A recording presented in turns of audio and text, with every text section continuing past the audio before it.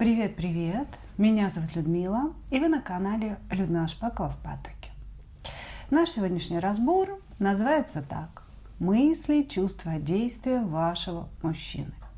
И у нас будет 3 позиции. Выкладываю их перед вами. Пожалуйста, загадывайте мужчину. Можете загадать 3, как говорится, у кого сколько есть в наличии. Значит, начнем мы, как обычно, с сигнификации. То есть определим, какой мужчина пришел, да, чтобы вы поняли, ваш или не ваш. После сигнификации, конечно же, смотрим его мысли о вас, его чувства к вам, ну и какие-то возможные действия в вашу сторону. Ну, начинаем, поехали. 2, 3 идут в ожидание. Опа.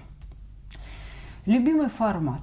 Любимый формат мужчины. Мужчина кубковая королевишна. Кружите меня, кружите. Давайте посмотрим.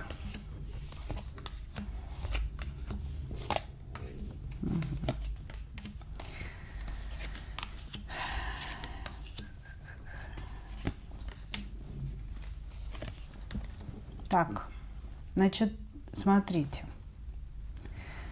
Мужчина, который не особенно чувствует себя мужчиной,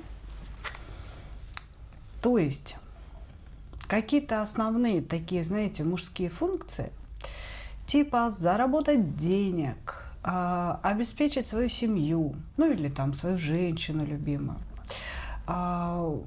создать какой-то такой, знаете, финансовый фундамент жизни. Это не про него. Здесь человек, который живет кубками и жезлами, эмоциями, страстью, сексуальными победами. И вот он, знаете, все время гонится именно за этим. Вот, значит, это человек, который не повзрослел. Возможно, в детстве ему не хватало любви. Была какая-то жесткая мама такая, знаете, которая с ремнем наперевес, все время за ним бегала, наказывала за любую провинность. Когда ему было больно, ее не было рядом, то есть она его не утешала, не обнимала, плакать было нельзя, все было нельзя и так далее. И вот из этого мальчика, вырос человек, который все время ищет вот этой эмоциональной близости, да, то есть ему нужно, чтобы женщина вот как-то, знаете, вся вливалась в него, занималась только им, жила только им, и вот, знаете, с утра до вечера ему написывала, названивала, обнимала его, целовала его, вот ты мой хорошенький, да, сыночек, грубо говоря. Ну, то есть ему не хватало любви, и он вырос в колоссальной потребности этой любви от женщины, да.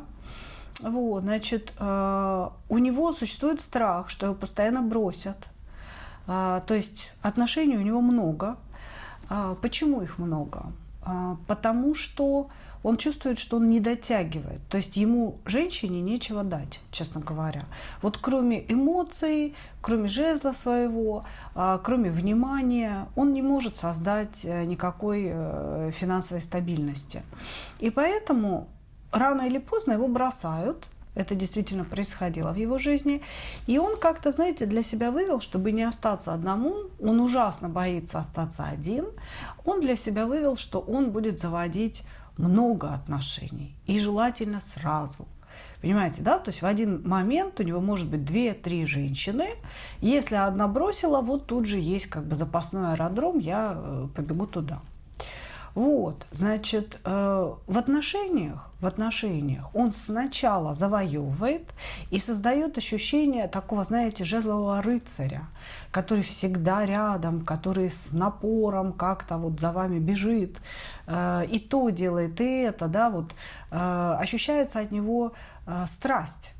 Постоянная страсть, постоянная заинтересованность. Но как только вы в эти отношения вступаете, начинаете залипать на него, начинаете как-то реагировать, да, на все вот эти ухаживания, человек очень сильно меняется и превращается вот в эту пресловутую кубковую королеву. а теперь ты за мной попрыгай, а теперь ты покажи, как я тебе нужен. Он может читать ваши сообщения, не отвечать по 2 дня. Понимаете, он может вдруг быть занят. Вот. Он ждет внимания, любви и эмоций от вас. И по сути, вот этот весь, как говорится, изначальный флер страстности и внимания, он быстро-быстро исчезает. Это все вообще нужно для того, чтобы женщина влюбилась и сама начала за ним ухаживать. Вот, то есть вот такой здесь мужчина. Перевернутый маг и перевернутый паж мечей. Это говорит о том, что это завистливый человек, который скорее будет ревновать вас к вашему успеху, это раз. А второе, это человек, который использует какие-то нехорошие манипуляции, то есть в отношениях, считывает ваши болевые точки, записывает себе где-то ваши, знаете, такие душещипательные истории, и потом в какой-то момент он это использует против вас.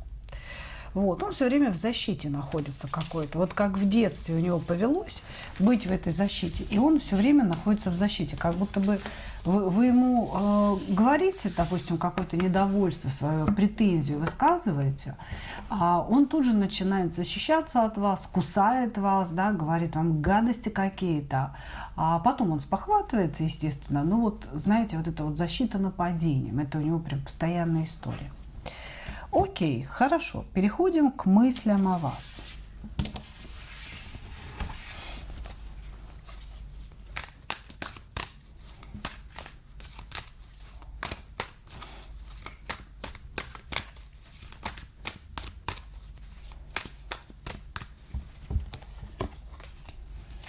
Мысль о вас. Она моя императрица.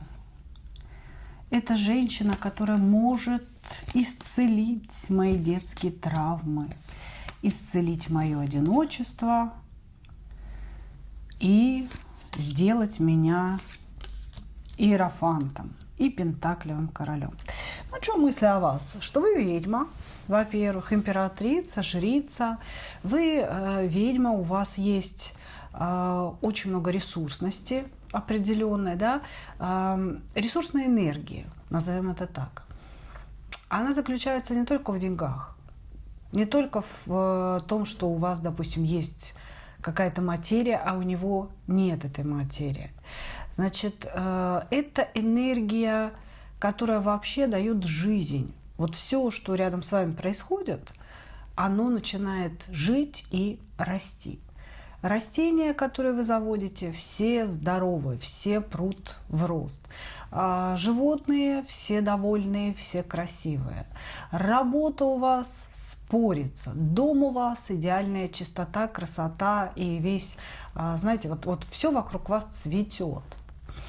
И этот мужчина думает о том, что вот эта ваша цветущая энергия, светящаяся, теплая энергия любви и ресурса, его способна исцелить от его травм. Он зациклен на себе, он зациклен на своих травмах, на то, что вот то ли все предают, то ли все предавали. У него вот какая-то прям фишка такая, что никто меня не любит так, как я. Вот. Значит, он думает о том, что вы великая ведьма. Он считает, что у вас есть способности. Может быть, знаете, это не напрямую прям ведьма, а у вас есть какая-то иная энергия.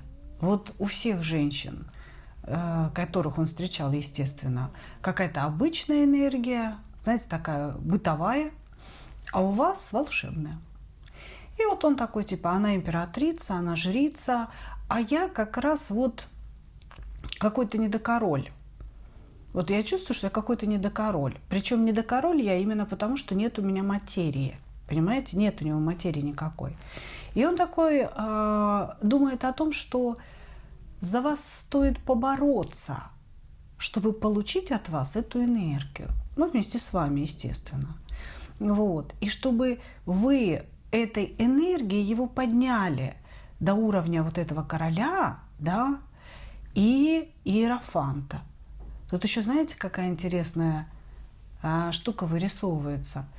Человек хочет подпитаться от вас, вырасти за ваш счет, вот чтобы вы его приподняли над землей, вырастили, а потом стать вашим ментором, знаете, человеком, перед которым вы склоняетесь, уважаете его и вот всячески, знаете, его слушаетесь. Здесь очень интересная такая позиция человека.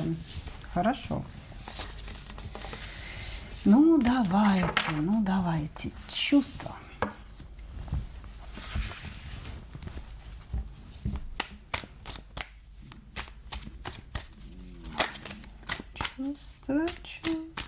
Чувства.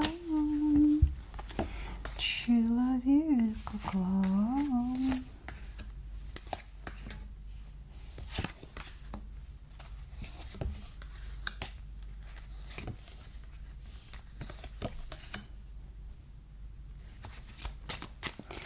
Да.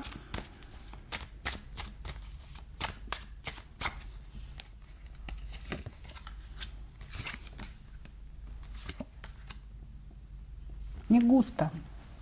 Не густо у нас с чувствами, если честно. Значит, смотрите. Я бы сказала, что человек здесь больше заинтересован в вашей ресурсности и в том, чтобы вы его спасли, вылечили, приподняли, куда-то вывели на свет Божий. Вот, значит, потому что, каких-то особых чувств к вам я не вижу. Человеку нравится вас, ваша неприступность, недоступность и какая-то опасность. Вы для него опасная женщина. Может быть, тем, что вы не подпускаете к себе. Может быть, вы другого уровня социального. Вы реально на другом социальном уровне находитесь, на другой социальной ступеньке. И ему вот как-то в кайф, вы знаете, поцеловать эту опасность. Вот хочется, понимаете? Я не подхожу тебе, я тебя недостоин, я знаю, что я вообще там ногтя твоего не стою, но мне так хочется коснуться тебя. Ты такая опасная, говорит он. Вот, значит, здесь человек как-то, знаете, почему-то хочет вас обидеть. Хочет вас обидеть, унизить и наказать за что-то. Вот в его чувствах нет любви никакой, и даже страсти нет. Здесь есть лишь такое, знаете, желание вас обмануть в чем-то, да? Может быть, притвориться влюбленным, одержимым вами. Вот для того, чтобы вы залипли, чтобы вы влюбились, и чтобы потом вас унизить и наказать. Возможно, между вами была какая-то ситуация, да, где вы победили, где вы были правы, унизили его, сделали ему больно, тыкнули ему, да, и человек здесь ждет какого-то реванша. Любви нет. Любви здесь нет. Здесь есть заинтересованность вот в том самом вашем ресурсе, испить ресурса, как будто бы человек кайфует от того, когда любят его. Вот я хочу сделать, чтобы она меня любила, и тогда я буду качаться на волнах этой любви. Понимаете? Вот. Безусловно, здесь есть такое сексуальное желание, сексуальные фантазии, но это все связано с тем, что вы должны что-то давать, что вы должны для него что-то делать. Понимаете? То есть здесь вот разговор как-то о его заинтересованности в ваших чувствах, но абсолютно нет каких-то собственных чувств. Хорошо. Действия в вашу сторону.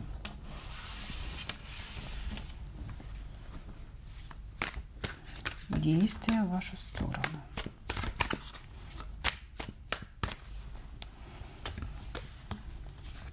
Угу. Я же говорю, притвориться влюбленным.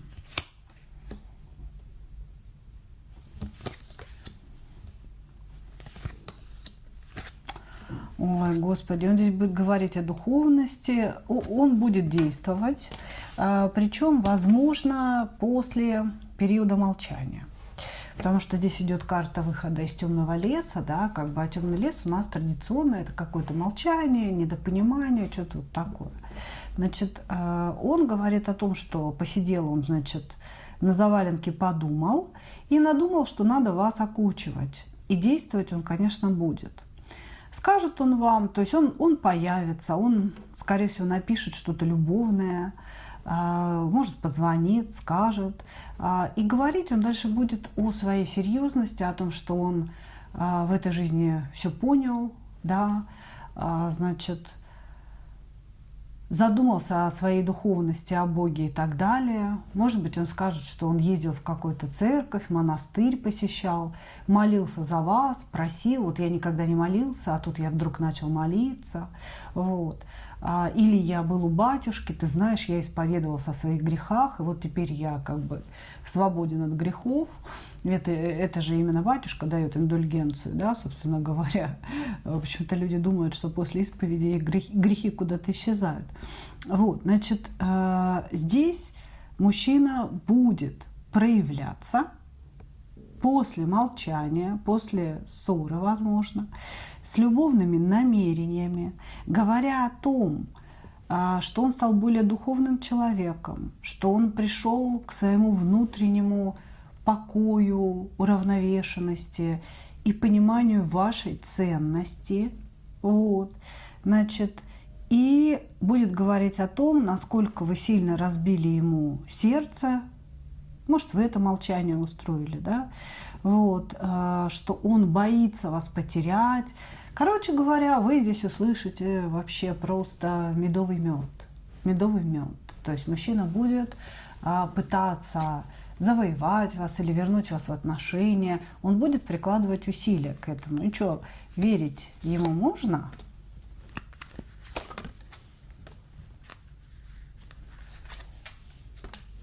Ну, по перевернутой башенке-то верить ему конечно нельзя.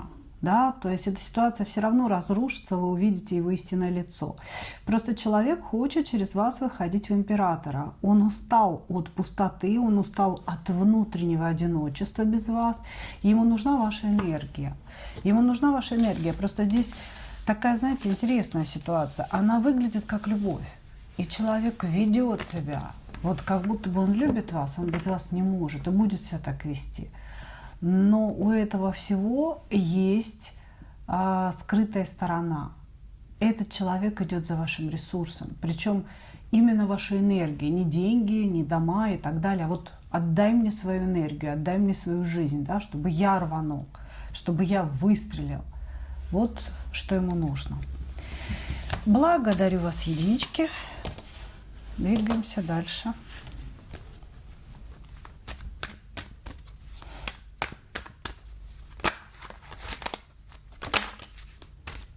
Что такое?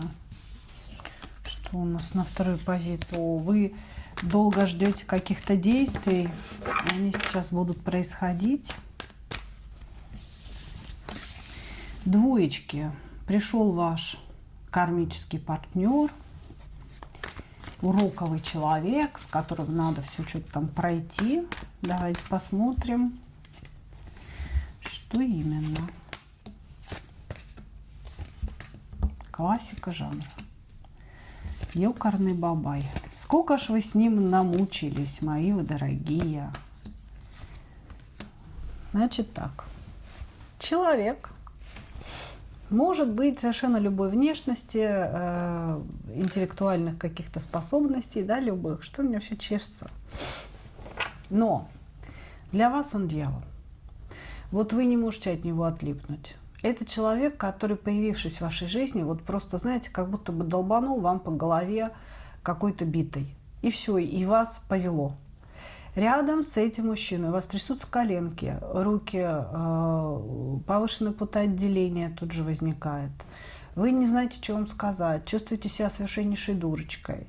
Почему? Потому что этот человек для вас действительно является дьяволом. Значит, вы были знакомы в прошлых жизнях, между вами была любовная какая-то сумасшедшая любовная история. связанная с изменами, с тайной любовью. Это была тайная любовь. И что-то вы там не доиграли, кто-то умер раньше другого. И вас вот, значит, здесь лобиками-то столкнули вновь. Здесь прям классическая вот эта история. И вот прям когда вы познакомились, вы сразу поняли, что вы залипли. Что-то невероятное между вами происходило, невероятная химия, невероятное осознание, как будто бы у вас даже появилось воспоминание о том, что вы этого человека знаете. Вы знаете, как вот вскрылась какая-то картинка в голове, вы ее не можете описать, толком не можете увидеть, но чувствуете, что вот это так, да, это так, а не иначе. Вот, значит, через этого человека у вас открылись экстрасенсорные способности, они открылись не в полной мере, значит, может быть, вы стали слышать свою интуицию очень хорошо. Вдруг к вам приходит какая-то информация из ниоткуда, да, то есть вы не можете еще определить, что и как, но у вас действительно скрываются определенные способности. Значит, опять ваша связь по дьяволу, потому что мужчина, скорее всего, здесь не свободен, хотя ведет себя как абсолютно свободный человек. Может рассказывать вам о том, что и жена над ним издевается, значит, не дает ему жизни, он чувствует себя вообще там никчемным, ненужным чмошником. Все создает вот эту иллюзию того, что вы его жалели. Понимаете, иллюзию своего страдания, чтобы вы его безумно жалели всегда. Значит, он то в состоянии активити, что-то там делает, звонит, написывает, то исчезает в депрессивную фазу. У него здесь прям биполярочкой попахивает лихо, да, и учитывая еще дьявола и иерофанта в одном лице.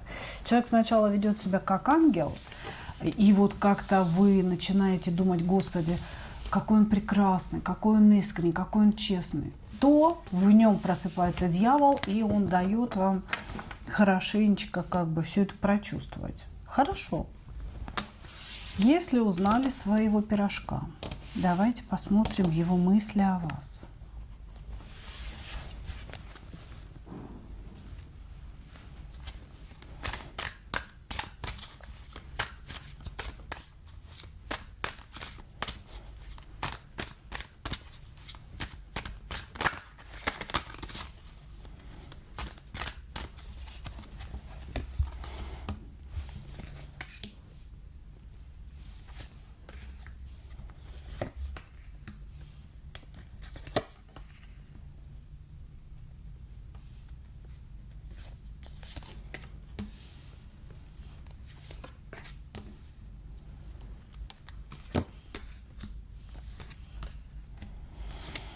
Ах, если бы я был султан, я бы имел 3 жен, да?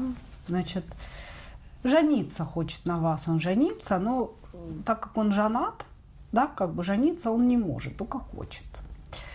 Что он думает о вас? Ну, он думает о том, что вы сидите, страдаете, ждете его сообщения, что вы любите его, ну, в принципе, и что он любит вас, и могли бы вы с ним жить как голуби, да, если бы он был бы свободен. Может быть, и вы не свободны тоже. Здесь в голове сетование на то, что все так случилось между вами, что между вами есть какое-то расстояние, какие-то дополнительные люди, и что друг без друга вам очень больно, что вы тоже чувствуете эту боль от расставания, от того, что вы не можете быть вместе, и что вы очень сильно страдаете. Вот что он о вас думает. Значит, если давно не писал, то напишет. Ну, может быть, кстати, и нет никакой паузы, да, напишет. Он планирует написать вам. Вот. Думает о том, как ему тяжело вот в этих обстоятельствах скованности. Он говорит: я связан по рукам и ногам, и, к сожалению, не могу развязать свои узы и разрубить эти узы. Они слишком сильно меня держат. Держат меня материальные узы какие-то. То есть вот у него есть семья, и там очень много материальных крючков, да, которые он не может вытащить и уйти. но говорит о том, что любит вас и хотел бы с вами настоящей полноценной семьи по десяточке пентаклей. Он говорит, если бы мы были с ней вместе, да, мы были бы и счастливы, и богаты, и у нас было бы и понимание, и благосостояние, вообще все. Все. Вот сидит об этом мечтает человек. То есть в собственных мыслях он мечтает вот об этом всем. Действовать будет писать. Сейчас мы отдельно будем действия смотреть, да, но тем не менее здесь уже в мыслях эти действия присутствуют. В мыслях есть планы написать.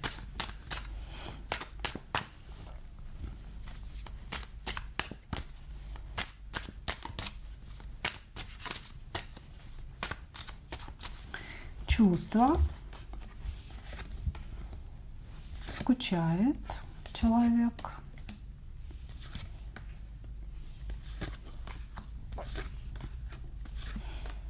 Очень много сетований на то, что вы не его. Опять скучание, воспоминания о каких-то ваших совместных днях. Так, здесь присутствует зависимость от вас, которая выше его самого. Он не может ее осознать. Человек не, то есть это неосознанная история, его просто очень сильно тянет к вам. Значит, в голове у него, в мыслях, ему кажется, что он вас любит. В чувствах, я бы сказала, это такое болезненное притяжение, постоянная тоска, скучание. И вот знаете, какое-то такое ощущение на разрыв аорты. Вот хреново без вас. Очень без вас плохо. Вас не хватает в его жизни.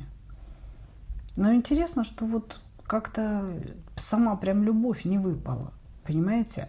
Ощущение зависимости невероятной, боли без вас, того, что вот вы наполняете его жизнь светом. Нет вас, нет света. Человек без вас жизни своей не видит, если честно. То есть у него серьезное отношение, он не хочет вас потерять, он вас очень сильно боится потерять и постоянно скучает. Но он не понимает, почему. Но не понимает, почему. Понимаете? Здесь я бы, наверное, знаете, как это все объяснила? Вот то, что он думает. Блин, ну она вообще не мой типаж. Она вообще не из тех женщин, которые мне нравятся. Может быть, она мне не нравится даже, как женщина. Но почему-то меня к ней до сумасшествия тянет. Вот понимаете, что здесь происходит? Но в своих мыслях он это по-другому определяет. Да? Когда мы смотрим чувства, мы ведь смотрим, что у мужчины в сердце, да, вот, что он по-настоящему ощущает.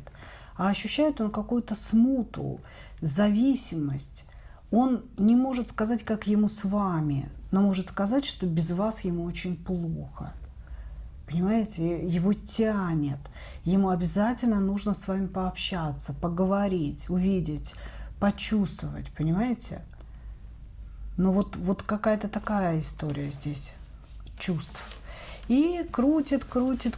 Он в Луне постоянно внутри себя крутит какие-то воспоминания о вас. Вот это она говорила, вот это она не говорила, я говорил, да. То есть он все время что-то там анализирует. Здесь вообще человек на самом деле скорее в мыслях живет, чем вот внутри, в глубине чувств своих, да, в глубине сердца. А он все постоянно анализирует, что стоит делать, что не стоит делать, что надо говорить, что не надо говорить. Окей, давайте посмотрим действия к вам.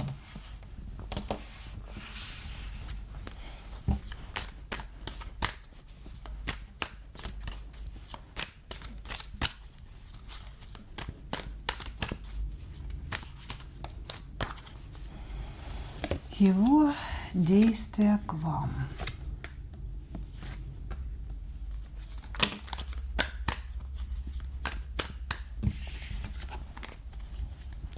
почему-то хочет написать, мне показывает, но что-то еще недоработано.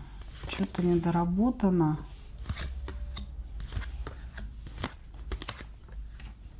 У вас был какой-то период, что он себя некорректно повел. Что-то сказал не то.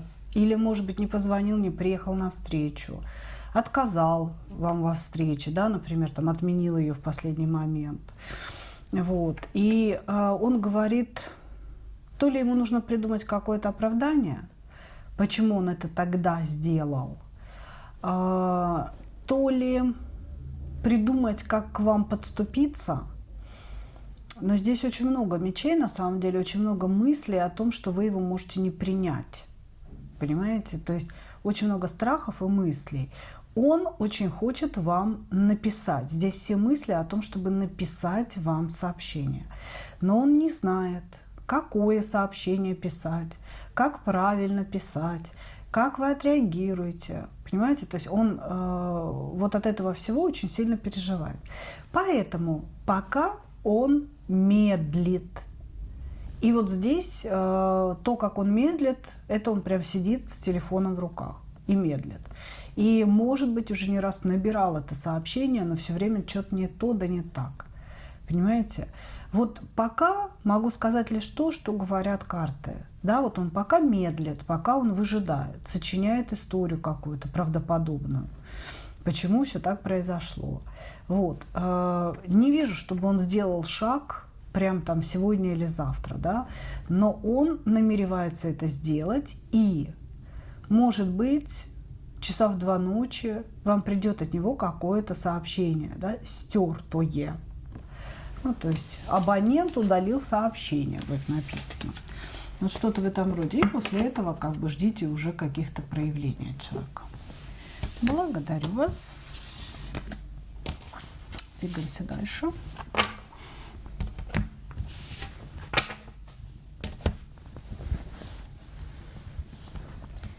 Смотрим троечек. Кто к нам пришел? Ну, во-первых, это мужчина, который говорит о том, что он направо и налево всем помогает, занимается благотворительностью, пристраивает кошечек, дает деньги фондам, лечит больных детей, ну, всякое такое. На самом же деле у него снега зимой не выпросишь. Такой человек. Да, на самом деле для него вообще деньги, какие-то накопления, вложения куда-то, инвестиции, для него это все. Это все. Вообще единственное, что его радует, что его наполняет, это денежки. Денежки, денежки, еще раз денежки. Значит, он очень жаден, очень жаден. И здесь человек может вообще не тратить ничего ни на какой отдых. Он может говорить, ты что, с ума сошла? Ты как это мы заплатим с тобой такую сумму в отель? Да, зачем? Чтобы просто ходить там кушать и валяться на пляже? Фу, с ума сошла. Я там год работал не для этого. Вот. Он постоянно хочет куда-то инвестировать в какие-то проекты, которые в дальнейшем вроде как принесут огромные барыши. Но очень часто проигрывает. То есть у него сложности с анализом ситуации, да, он полагается на каких-то людей, скорее всего, через каких-то брокеров занимается вложениями, и они его просто накалывают. Вот. То есть он жадный и не очень разумный, но считает себя очень умным человеком, очень знающим, образованным. Я-то лучше знаю, и как деньги зарабатывать, и вообще все про эту жизнь. Вот. Значит, мужчина не будет здесь дарить подарков, не будет приносить цветы. Цветы – это вообще как бы для него пустая трата денег. Знаете, некоторые мужчины говорят, я не дарю срезанных цветов. Максимум могу подарить цветок в горшке, чтобы он долго жил. Это такая ересь. Просто ересь.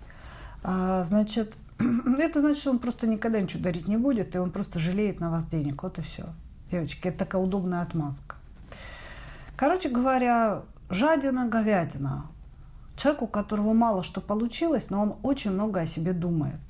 Зацикленный на деньгах, боится остаться без них, постоянно куда-то вкладывает эти деньги. Главное не на отдых, главное не просрать, говорит он.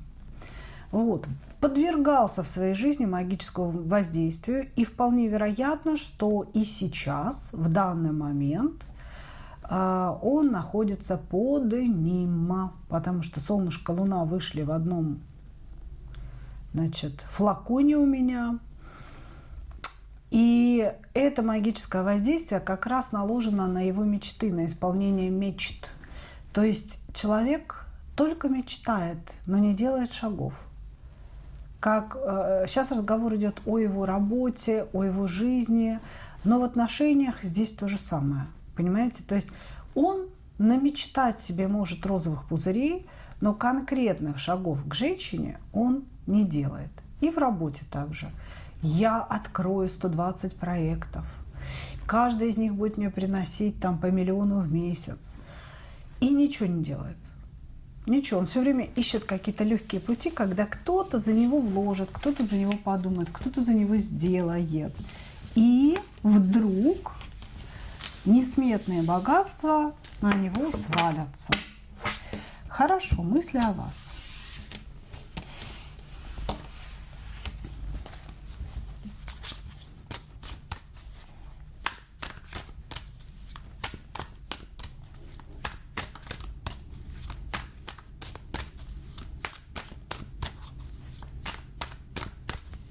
Мысли о вас.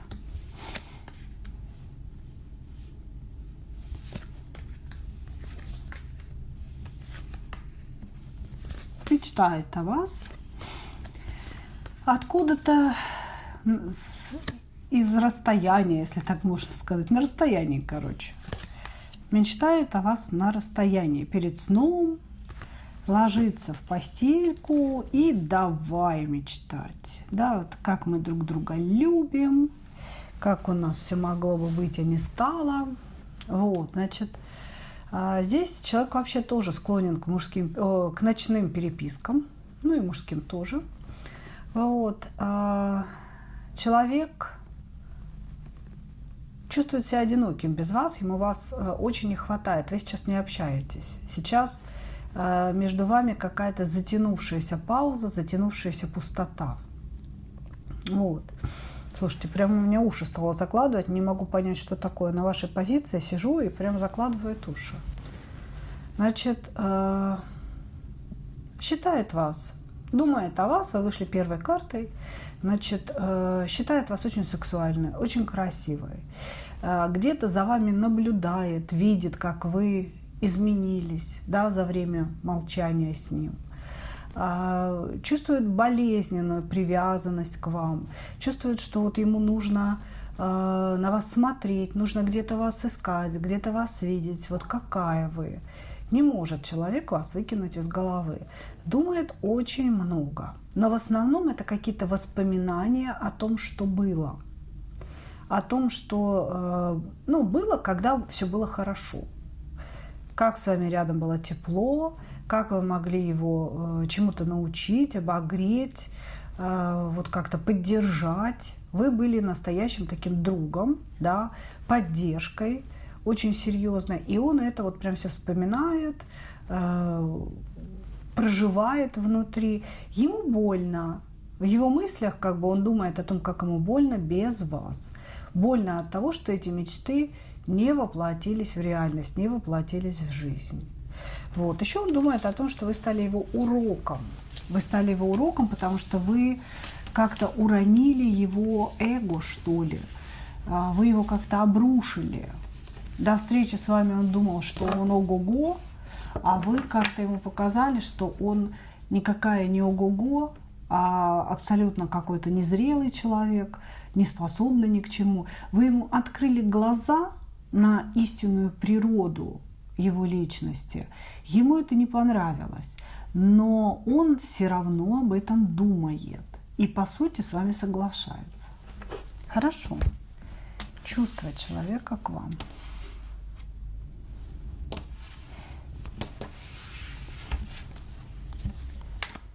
чувства человека к вам.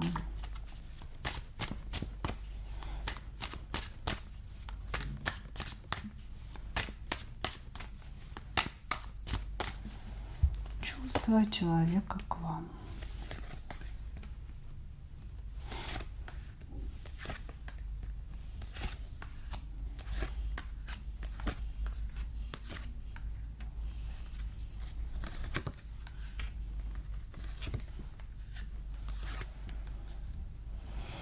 Чувство человека к вам говорит о том, что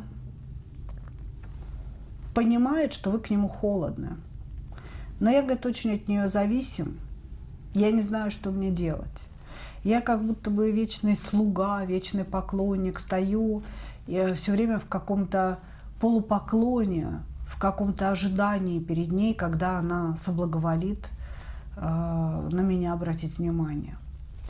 Вот. Человек вас очень сильно хочет. Здесь даже как-то говорится, что между вами не было сексуальных отношений. Или их давным-давно уже не было. Потому что он размышляет о сексе с вами, о том, как бы ему хотелось это все. Очень много сексуальных фантазий. О том, что ему хотелось бы вот быть для вас каким-то настоящим мужчиной. Понимаете? Схватил, унес в свою нору, как говорится, в свою пещеру, да, и вот, и все, и закрыл, и никому не дам. Здесь мужчина нуждается в вас, он тоскует по вам, есть очень сильная привязанность к вам. Но опять нет вот таких явных кубковых карт, да, здесь есть желание в вашу сторону, есть очень сильная привязанность, опять наблюдение, она такая красивая, я чувствую себя маленьким рядом с ней, я очень хотела бы быть с ней наравне, да, а то и выше ее, грубо говоря. Вот. Чувствует какую-то вашу, что вы роковая женщина для него, чувствует вашу значимость в своей жизни.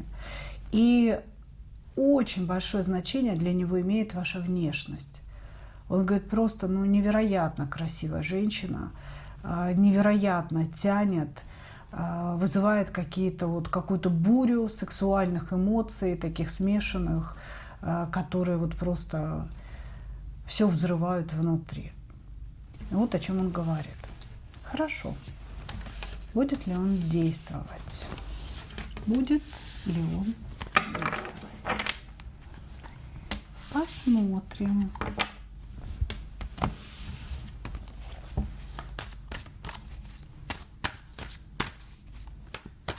Будет ли он действовать?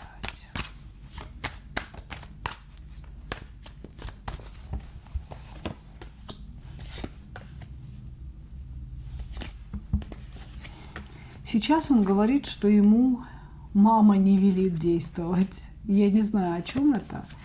Может быть, он женат, и имеется в виду жена сейчас ему мешает действовать в вашу сторону, она где-то рядом находится. Может быть, действительно он живет с мамой, и маме вы не нравитесь по той или иной причине. Но он прям буквально говорит, мама мне сейчас не велит действовать. Но пройдет какое-то время, он, конечно, объявится. Здесь человек объявится за своим тузом кубков. Такой, знаете, будет разговор между вами, типа, ты знаешь, что я тебя любил всегда? Ты знаешь, что всегда для тебя у меня есть место в сердце? Ты меня готова принять? Да или нет?